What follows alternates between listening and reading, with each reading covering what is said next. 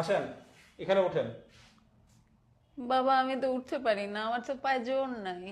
ও আচ্ছা, দাঁড়ান, আপনাকে পাদানি দেই।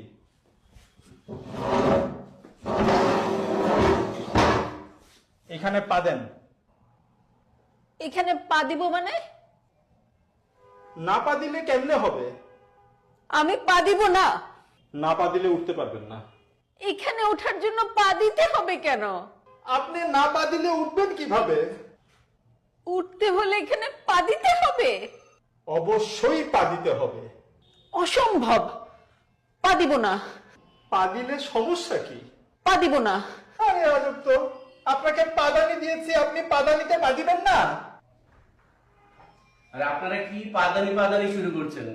আপনাদের পাদানির কথা তো বাইরের লোকজন জড় হয়ে গেছে। দেখেন, ওনাকে আমি পাদানি দিছি, উনি পা দিতে রাজি হয় না। ম্যাডাম, আপনি পা দিচ্ছেন না কেন? আপনি পা দেন।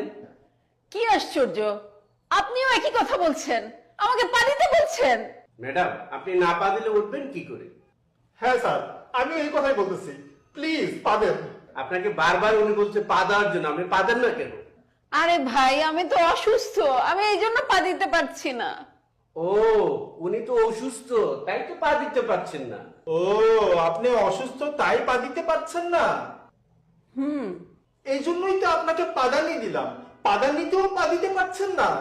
ধুর, আমি পা দিবই না।